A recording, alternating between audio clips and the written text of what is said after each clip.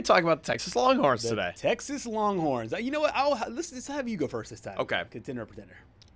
Here is my thing about this team. It feels like Arch has finally started to get 100%. it. Yep.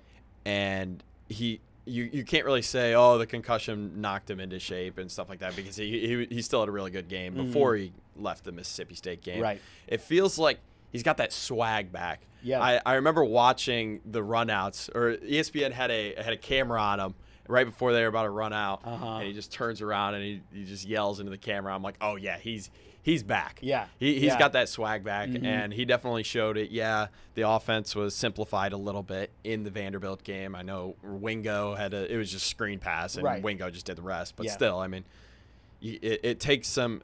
I think the big thing early in the season was the incompletions and just how they looked. Right. With that being said, I still think Texas is a pretender. Wow. Yes. Okay. Because bit of a heel turn there. Because of this. Uh-huh. Yeah, you won these close games. Yeah, you're winning the games. Right.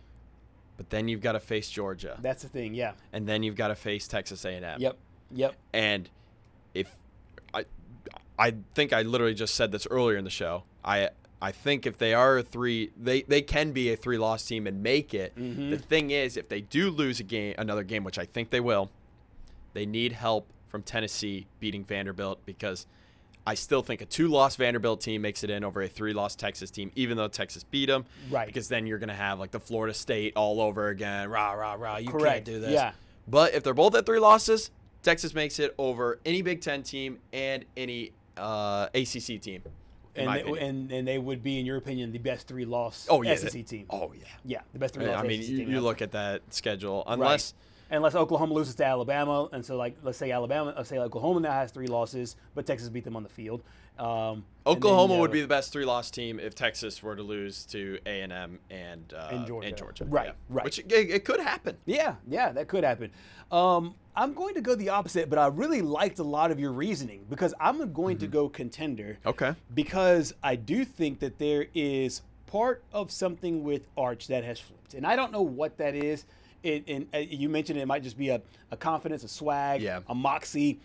Something in his game has switched, and I feel like he's now in a good headspace to where I believe in him. I trust him to go play Georgia in Athens. But here's my question to you. Yeah. Can you trust this defense, though? That's the thing. That's the problem, and that's been the issue, which coming into the season, it's been so seesaw, because coming into the year, after the first 3 games of the season, it looked like the offense was going to struggle and the defense was going to play lights out. And it now has seemingly has flipped, where last week they gave up 31 points to Vanderbilt. The week before that, they gave up 38 points to Mississippi State. It looks like the defense can't be trusted.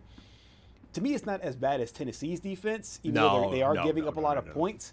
I just see them being able to get past Georgia. The Texas A&M game will be interesting, but if you're sitting there with 3 losses and 2 of them are in conference and 1 is out of conference, so say you're sitting there with three overall losses, that might be able to sneak you in from a brand perspective. And I think from a brand perspective, Texas will kind of have the upper claw. But if on their resume is that little stretch run and a win over Georgia in Athens, if they're able to get that win, I think even a 3-loss team, they would have the best resume of those 3-loss teams. Yeah, I think so too. It's just, again, I think it comes down to they need help from Tennessee beating Vanderbilt, because Vanderbilt will make it in over Texas if they are a 2-loss team. Right.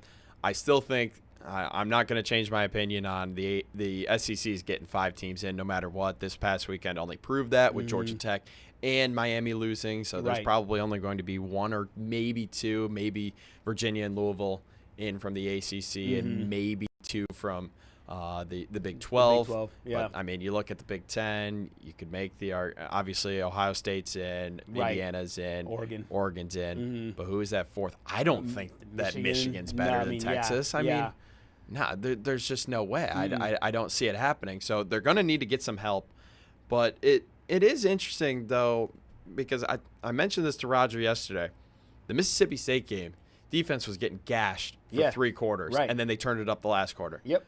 Yep. And then you flip it over to this game against Vanderbilt, locking down Diego Pavia. Yes. And it almost felt like you could make the argument maybe it was garbage time. Right. They took just their foot off the gas or all that. Yeah. Still, if you want to be an elite defense, you cannot just give up 200 yards and 3 touchdowns in one quarter. Right. I mean, you were this close to losing the game, I think Roger said. Correct. Yes. And exactly. And we've talked about the injuries too. You mentioned it on the show a couple times. Michael Taft still not in there. He's an All-American, former walk-on, but he's an All-American. Oh, yeah. So from a leadership standpoint, because he was at SEC Media Days, from a leadership standpoint, you miss him in the huddle. You just miss his energy and his leadership.